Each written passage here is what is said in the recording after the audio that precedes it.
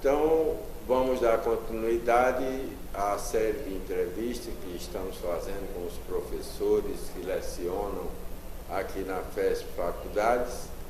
E hoje eu tenho a honra de ter aqui conosco o professor Antônio Carlos Iranley, que ensina processual penal, né?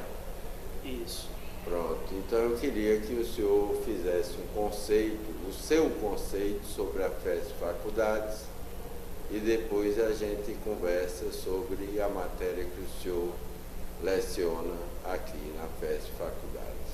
Pois não, é um prazer muito grande estar aqui, contribuindo mais uma vez para a FESP Faculdades, explicando um pouquinho mais o que é que nós temos aqui na FESP. Bom, eu entrei aqui em 2006, poderia me considerar um dos professores mais antigos da casa, e desde então eu estou participando ativamente como professor e também participando do desenvolvimento da FESP enquanto instituição, a consolidação da FESP como a grande instituição de direito privada aqui da Paraíba, né? Então eu poderia dizer para vocês que hoje nós temos uma estrutura de professores de ponta. A FESP hoje tem primado por professores mestres e doutores, incentivando-os a serem os mestres a serem doutores e os que já estão como doutores a produzirem e colocar essa produção acadêmica em prol da nossa instituição, tanto do ponto de vista da ajuda intelectual, como também até a possibilidade agora real de ajuda de custo para os professores fazerem o seu doutorado. Além disso, eu sinto também que há uma preocupação muito grande aqui com a FESP em relação à estrutura posta em disposição para os nossos alunos. Então, a FESP tem buscado em excelência, inspirado em modelos mais atuais de ensino, impor para os alunos recursos melhores de audiovisual, de aulas, de material didático. Então, nós professores temos uma liberdade muito grande, né? A gente vem aqui para a FESP, a gente tem praticamente como material um pincel atômico e um data show, o qual você pode trazer com conexão à internet, inclusive, notícias, artigos, publicações, aulas em PowerPoint, de forma que fica muito mais fácil essa interação. Além dos canais normais, institucionais, que a gente poderia ter, que um dos grandes diferenciais, que a FESP tem a ligação muito umbilical entre o corpo docente, discente e a direção da instituição, que eu acho que é um ponto fundamental. Além da revista que é da nossa revista de produção acadêmica, inclusive com artigos consagrados nacional e internacionalmente. Recentemente nós tivemos uma professora aqui, Débora Alessandra Peter, que teve um artigo publicado internacionalmente, que fala sobre a questão do direito ambiental e os resíduos sólidos, e que essa professora é uma das mais que vem anexar as pérolas da casa. Estou muito satisfeito com a FESP e a tendência nossa é crescermos ainda mais. Sem certo, dúvida. professor. Então agora vamos conversar e o senhor vai fazer uma explanação, uma breve explanação sobre a matéria que o senhor leciona, que é o processual penal, né? Isso. Aqui na FESP eu ministro algumas disciplinas, contingencialmente, ou em algumas vezes em forma contingencial, mas a grande disciplina que eu ministro aqui sempre é a disciplina de Direito Processual Penal. O que é que eu poderia falar sobre nossa disciplina de Direito Processual Penal? Na verdade, quando me fui colocado a posto para dar aula dessa disciplina daqui, já fui colocado como professor dessa disciplina, já por ser o professor de Direito Processual Penal há um bom tempo, inclusive a área a qual me voltei e tenho ensinado em cursos de graduação e pós-graduação. Então, a disciplina de Direito Processual Penal da FESP, ela vai além do que se é colocado constantemente nas universidades, porque a gente tem acompanhado o processo todo de reforma do Código de Processo Penal e discutido profundamente entre os professores aqui, de forma entre as disciplinas, direito civil, processo civil, processo penal e penal, os rumos da reforma desse direito processual penal. Então a gente tenta passar para o aluno não apenas a visão do direito posto em vigor, o Código de Processo Penal e suas reformas, mas um diferencial de mostrar a esses mesmos alunos para onde esse direito processual penal ele tem se encaminhado. Então eu acho aqui que um fator fundamental que mostra o papel importante da FESP, contribuição tanto no âmbito acadêmico como no âmbito social, é ter uma formação interdisciplinar dos seus alunos, colocando como ponto básico a dignidade da pessoa humana e mostrando o quanto essa concepção de dignidade da pessoa humana tem influenciado nos mais variadas disciplinas e mais variados aspectos. E no direito processual penal essa é a nossa meta. Mostrar para os nossos alunos que nossas reformas do CPP, que o objetivo ou até mesmo a vontade legislativa no Código de Processo Penal é buscar sempre um Código Processual mais justo, mais harmônico e mais em conformidade com a nossa Constituição Federal, que é guardiã muito forte da dignidade da pessoa humana. Sem dúvida, essa é a chave, é o ponto o qual me submeto como professor aqui de Direito Processual Penal. E o Código Penal é um código que precisa ser reformulado, porque ele é muito antigo, né? Na verdade, eu poderia dizer para você o seguinte, a gente tem um descompasso muito grande, e ainda tem, e está sendo resolvido, de uma Constituição Federal que foi publicada em 1988, mas de normas infraconstitucionais, que eu poderia citar para vocês a lei que estabeleceu o Código Penal, o Código de Processo Penal de Direito Civil e Processo Civil, esses dois últimos já objeto de reforma e já bem adaptados, mas um Código Penal que a última reforma que teve foi em 1984, reforma significativa, então estava aquém das garantias, dos limites e vamos dizer assim, da dimensão que foi posta pela Constituição Federal de 1988. Então é realmente uma das grandes lutas, nós processualistas penais, mas também não deixamos de ser penalistas, é adaptar ou tentar trazer o nosso Código Penal, e concordo sem dúvida contigo, para que esse Código Penal seja harmônico com a Constituição Federal, e que infelizmente ainda não é. Mas a gente tem brigado muito, tem trazido aqui na Paraíba grandes debates, junto ao Ministério Público, junto ao Poder Judiciário como um todo, sobre as dimensões e a reforma da parte geral, porque a parte especial já está sendo objeto de reforma, do Código Penal, para que esse possa se adaptar com a Constituição Federal. Sem dúvida, há necessidade de reforma. Pois é. A sociedade, junto com o direito, vive em eterna evolução.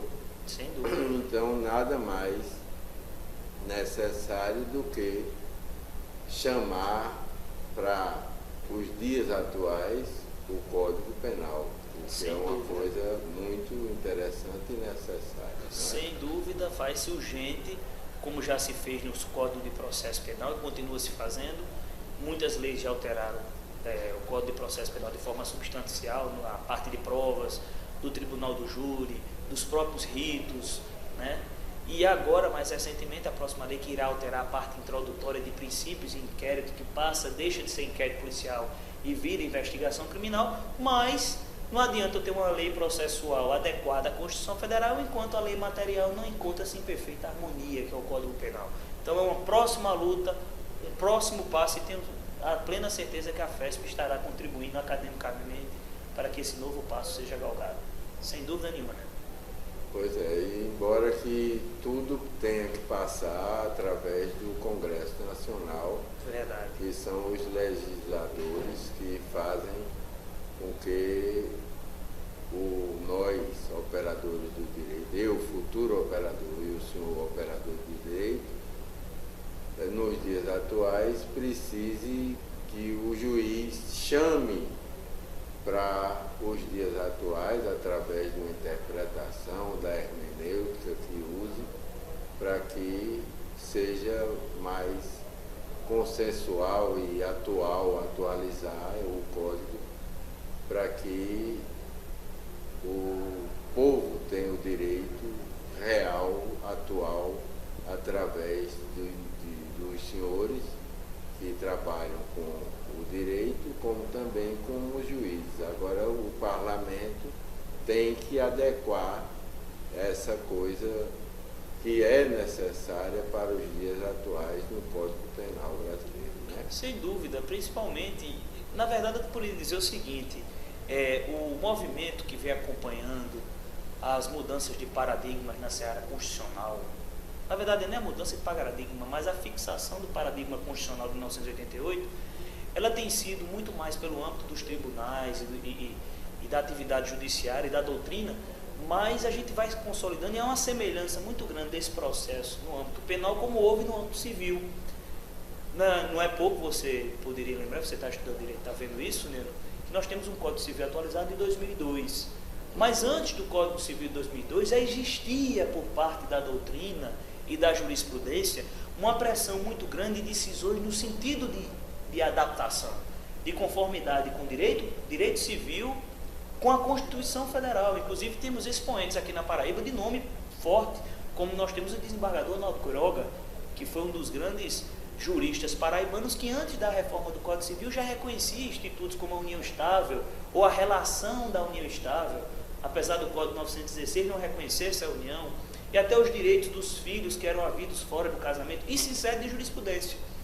E a gente tem no âmbito penal um movimento muito parecido, né, que são juristas que têm reconhecidos institutos importantes que não estão previamente estabelecidos no Código Penal, mas vem em harmonia à Constituição Federal, qual poderia citar decisões recentes que falam do princípio da bagatela, o princípio da insignificância, né, tudo isso que em seara constitucional tem se resplandecido no direito penal. Então, o que é que a gente está tentando fazer hoje como jurista?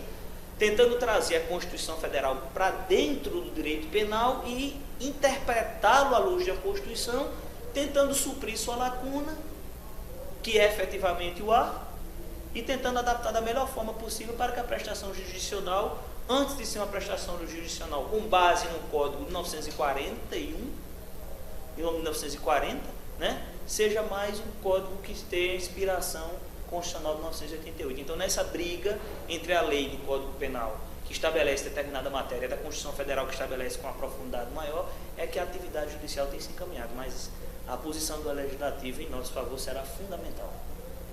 O senhor citou juristas aqui paraibanos, eu citaria no Código Penal, no Direito Penal, o legista Genival Veloso de França, que é um homem conhecido internacionalmente, né, com as marcas de França, sem dúvida, que é publicado internacionalmente, o legista doutor Genival. Sem dúvida, Genival Veloso de França, vivo, ativo, inteligente, competente, e cada dia mais ele surpreende a comunidade acadêmica e surpreende nós juristas pela sua sobriedade e ao mesmo tempo intelectualidade. Ele tem um manual de medicina legal publicado, que é um da Bíblia da medicina legal do direito brasileiro, e não apenas aqui, né?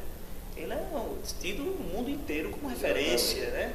O sinal de Genival Veloso, né? A mancha, enfim, os ensinamentos do professor Genival Veloso de França, eles são fundamentais. Então a gente não tem um expoente, graças a Deus a gente está muito bem aqui na Paraíba. Nós temos o desembargador Antônio Aligi Queiroga no direito civil, nós temos o ilustríssimo professor Genival Veloso de França, nós tivemos Abraão Breton como um dos grandes nomes da advocacia, e nós temos pessoas importantes também exercendo atividade jurídica, como o doutor Antônio Flávio Pascoal Moura, nós temos no Tribunal de Justiça desembargador Nilo Ramalho, enfim, é impossível citar todos os nomes que estão nessa vanguarda. Aí você poderia me perguntar, Iranley, que vanguarda? Em busca de quê? Em busca de tentar cada vez mais um direito mais amarrado com o pressuposto de justiça e mais em harmonia aos estabelecidos e universalmente, poderia dizer assim, aceitos direitos humanos. Eu acho que esse é o ponto que o curso de Direito hoje deve buscar.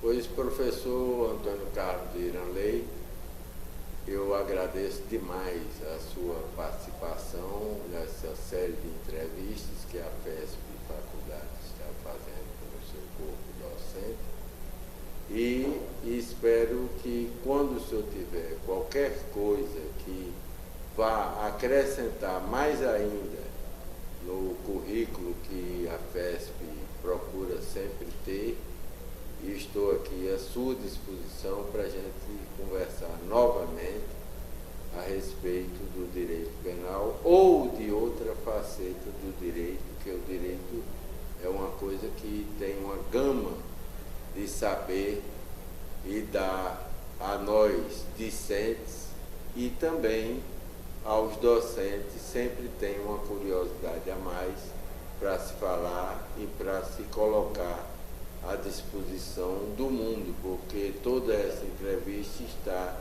no Orkut, como também no Facebook, e vai entrar também na TV FESP, que depois do site pronto, nós colocaremos todas essas entrevistas lá no site da FESP, no íconezinho TV FESP.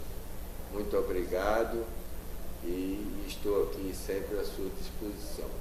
Queria agradecer pela oportunidade mesmo que foi dada a mim como professor e a todos os outros professores, e dizer mais uma vez que pela própria prática você vê a dimensão de compromisso que a FESP Faculdade tem com o ensino superior, trazendo para o aluno e para qualquer outro interessado as discussões que permeiam o nosso âmbito acadêmico e a preocupação nossa instituição e minha como professor, membro dessa instituição, de aprimoramento sempre do direito e a busca sempre de um melhor jurista. Queria agradecer e muito obrigado. Boa noite e muito obrigado.